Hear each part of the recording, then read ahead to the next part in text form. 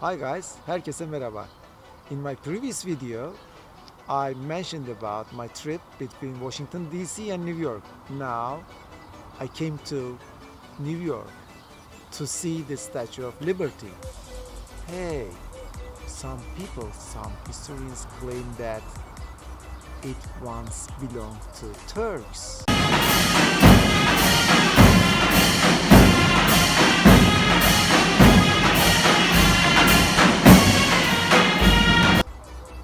Let's see.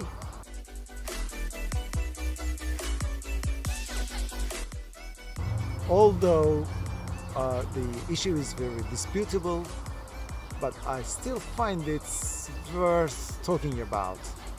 The best thing is, I think, to research. The historians and researchers will find the truth eventually. Now, here is the story behind. According to some historians, in 1850s, Egyptian and Ottoman Turks were talking about making the Suez Canal, which is connecting the Mediterranean to the Red Sea. In that time, the governor in Egypt asked for Sultan's permission for the project. Governor Said Pasha of Egypt, asked Turkish Sultan to approve the project. Years passed, and so many years passed, the governor died. But the next governor, in the next governor's time, the project still went on. The Turkish Sultan Abdul Aziz approved the project. According to the contract with the French engineering company, there was going to be a statue at the entrance of the Suez Canal on the shores of Mediterranean Sea.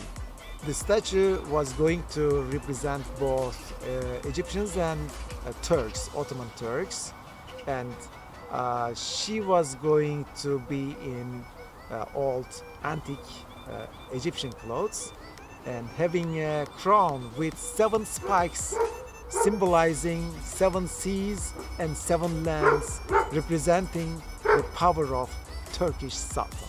Finally, the project was approved by the Turkish Sultan, but meanwhile, the governor in Egypt died. The new governor, Ismail Pasha, was a little bit more conservative, and he was opposing the idea of statue.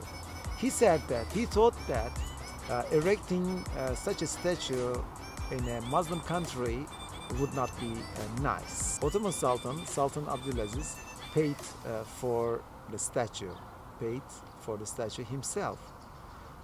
But after the opposition of the governor in Egypt, unfortunately, this statue wasn't brought to the shores of Mediterranean to represent Egypt and Turks. And although it was paid by the Turkish Sultan, it's never arrived to Egypt to be erected.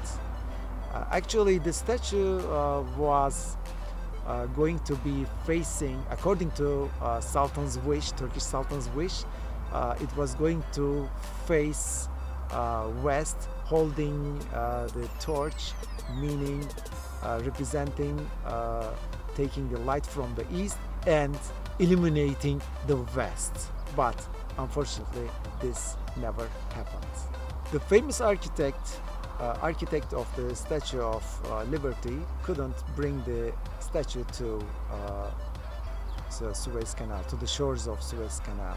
In those years, France and the United States of America were very good allies. The French government decided to send a gift to the United States, and they decided to send a statue. And this statue was going to be a woman holding a torch in her one hand and a book in her other hand. The same architect, famous architect French Bartholdi, was, I'm sure, pleased to hear this news. Actually, the statue was almost ready. The famous French architect Bartholdi just made changes on the face of the statue made 10 years ago, and with some small changes on the other parts of the statue, and he decided to send it that way to New York, and it was going to be erected on the entrance of New York Harbor. So the statue by Bartholdi, famous Bartholdi, was sent to New York to be erected on the entrance of New York Harbor for the 100th anniversary of the Declaration of Independence, with 10 years delay though. In my first video I mentioned about who I am. Well, I'm a teacher and I have a PhD degree in history. Actually, this is not specifically my field, but I have a very big interest in the question of whether the Statue of Liberty once belonged to Turks or not. Here is the question. Now, what is your opinion? Did the Statue of Liberty once belong to Turks? Some historians claim that the Sultan, Turkish Sultan, already paid for that. I hope historians and researchers will show the interest and will come to the final truth behind the story, will reveal the truth behind the question. Thanks for watching my video. I hope you enjoyed. Don't forget to like my video and get subscribed and share it with your friends and talk about it with your friends. Okay, see you in my next videos. Bye.